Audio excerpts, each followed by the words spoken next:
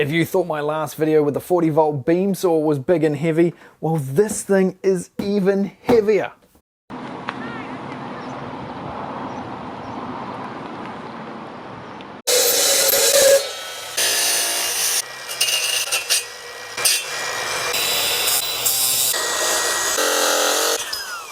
God, I love this saw.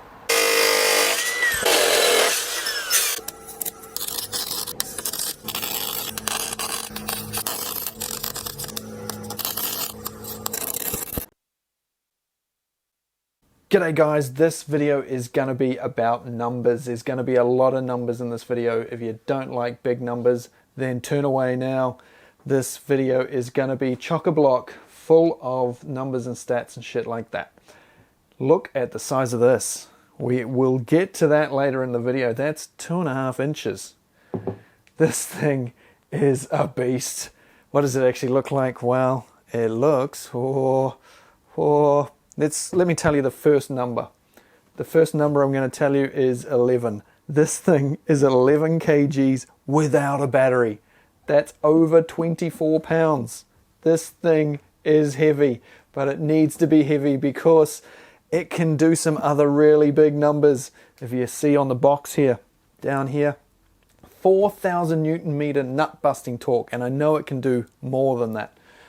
And maximum fastening torque, 3150, it might be able to do more than that too. We need to get this over to Torque Test channel, don't we? Let me know down in the comments if you think I should send this to him once I've finished having a bit of a play with it here. I know he's keen to get his hands on one of these, so let me know if you think I should send it to him or whether I should make him wait. Okay, let me know down below. Anyway, I'm not going to make you wait any longer. There it is. There's the beast. Let's bring her forward into shot. She is heavy and she is big. I mean, look at the front of this thing. Look at the girth. That is... wow. I can't even get my hands right around it. Oh, almost, not quite. It is almost comically big, you know. When you're used to just using small impact drivers and impact wrenches, when you see something like this, it's just massive. This has got a huge rubber boot on the front here.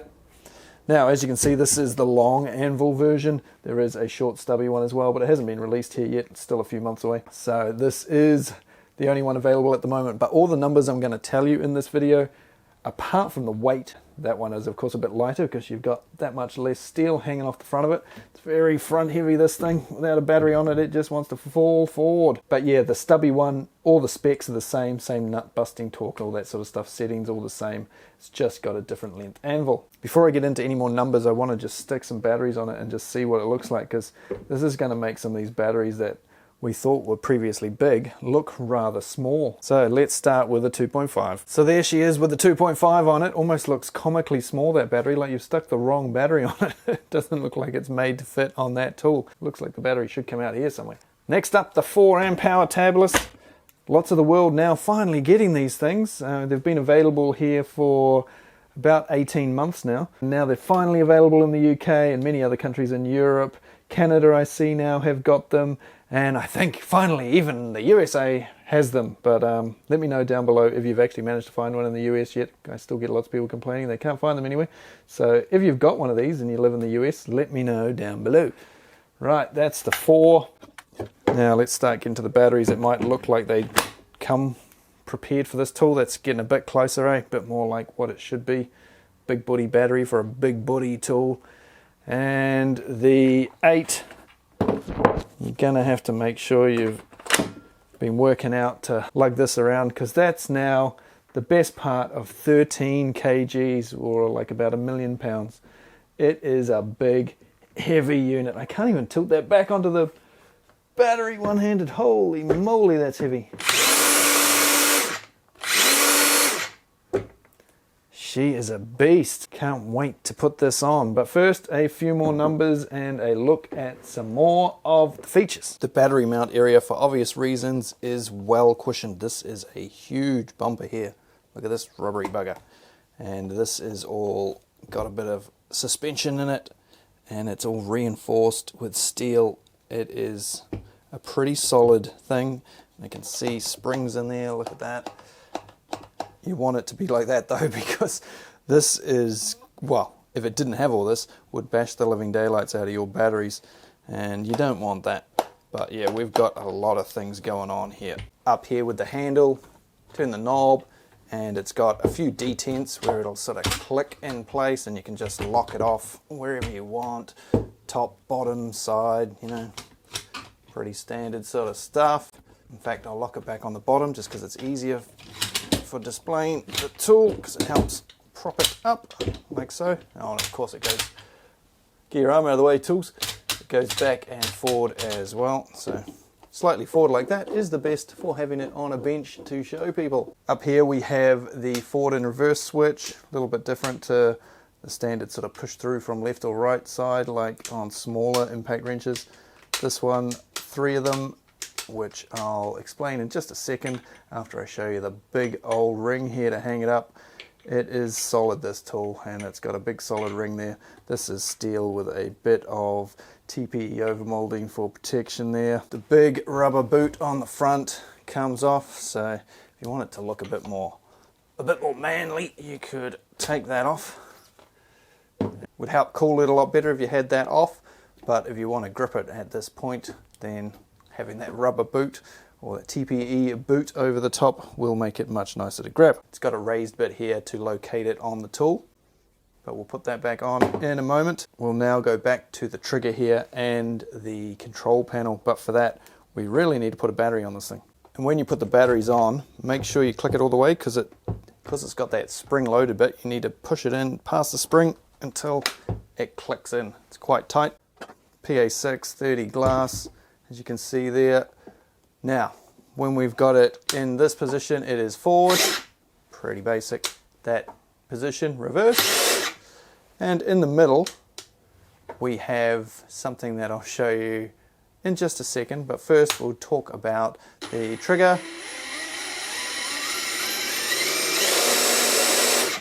So variable speed in both directions, but you can set it so that it's just on max speed no matter what. So as soon as you touch the trigger, it just ramps straight up to full whack.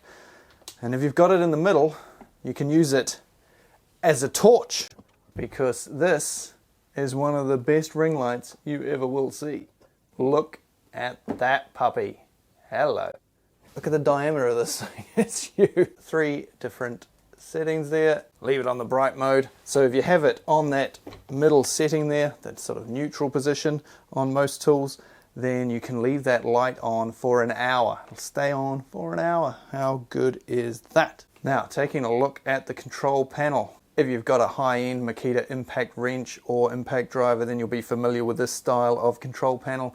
Just pull the trigger there and on come the lights. Currently in setting 4, there is 3 other settings, of course. They count down from top to bottom, 4, 3, 2, 1, which is kind of annoying. I prefer it the other way around personally.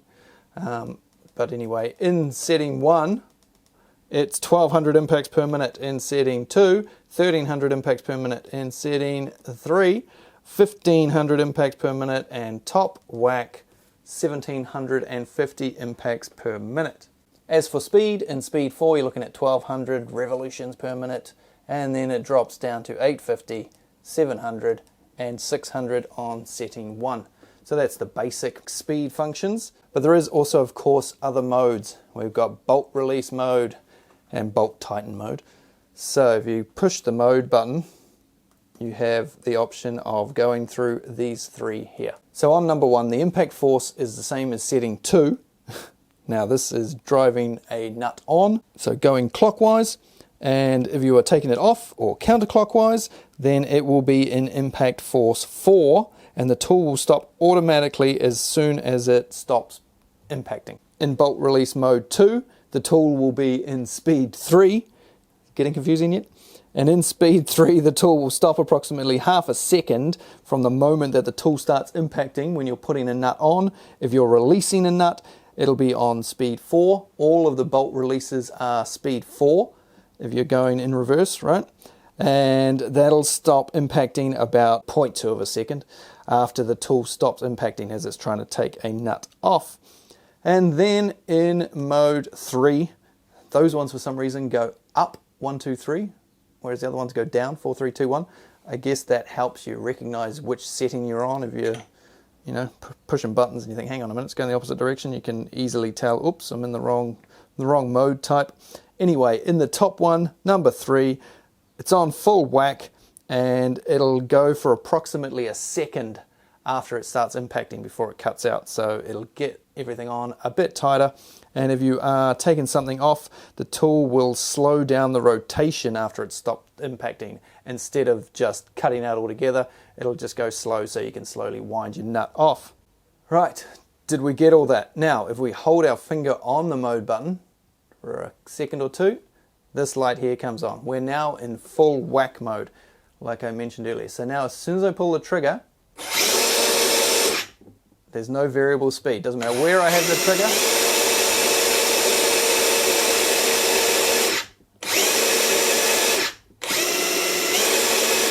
Actually, there is a slight different speed there. You can do it slow, but it kicks into the full one pretty quick.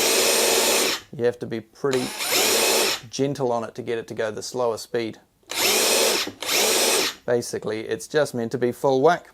So, those are your settings. Push the mode button again and that turns off. Push this button again and we turn off this little light here. So we're now back to standard speeds. Let's try that on that with this on.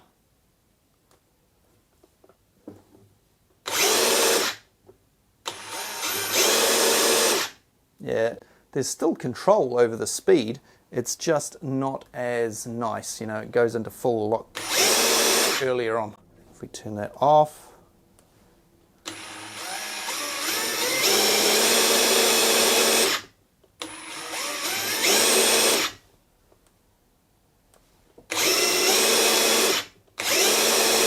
Yeah, jumps into full whack just a little bit quicker. So if you're only ever going full whack, then you could just leave it on that. Now, I think that's all I need to tell you about this thing. That's the settings and all the numbers I can think of for the moment. So let's put the boot back on this thing and chuck that big bad boy down there on and see if we can find something to do up. I think I'm going to have to go and bolt something to my driveway. Normally when I do that sort of thing, I wait until the wife's not here, but she's still home. Hopefully I'll get away with it.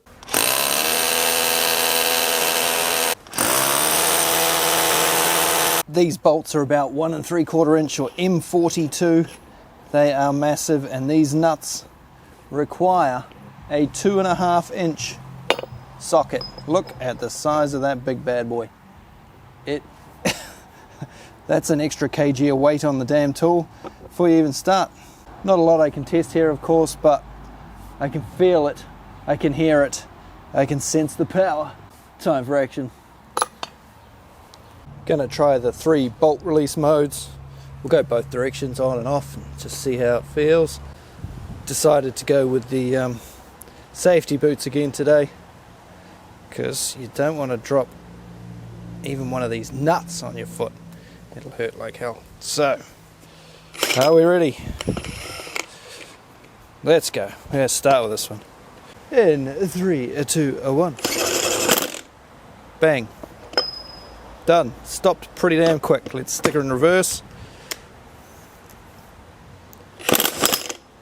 And that stopped automatically as well. So that works. Let's try mode 2. And on we go. A few more whacks that time. And off. Went a bit longer. And mode 3. On. Quite a bit more there. Yeah. Quite a bit more before it stops. And in reverse.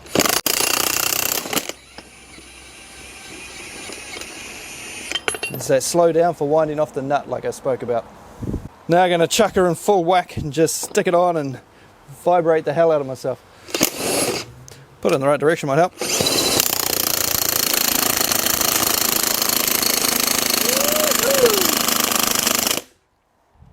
Wow, that certainly affected my vision. My eyeballs are shaking around in my head. Holy moly. And in reverse.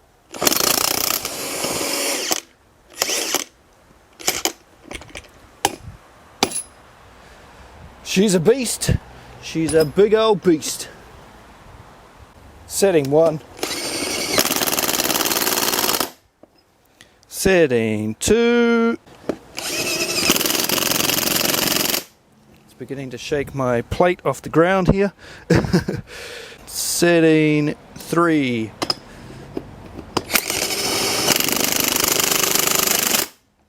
Now I know this thing can take these nuts off when they're tightened to 4,200 Newton meters. Now I don't have any gear to tighten that up, and if I do go get the gear to tighten it up, I'm not going to be able to afford to make any videos for a few months.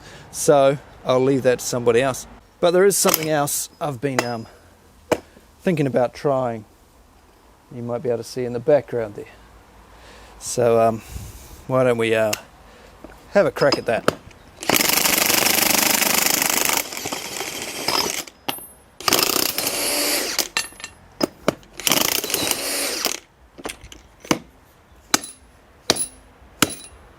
Come out, you bugger.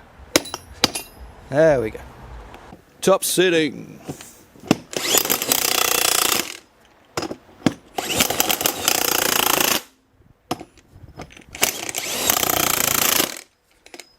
Time. Oh, I'm sweating after using that thing. How did I get so dirty using a brand new tool? Right, this is the thing I want to test next. Do you think it can drive one of these big ground screws? Now, if you've been a follower of the channel for a while, you may have seen me try a few different things with impact wrenches with very little success. So even though this thing's a beast, I'm not 100% sure it's going to be able to do this. But let me go find my adapter I made at the beginning of the video and we'll put it to the test.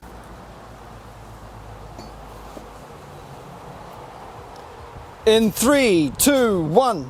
What's that, Tony? Hey, that's a good idea, mate. See you all tomorrow.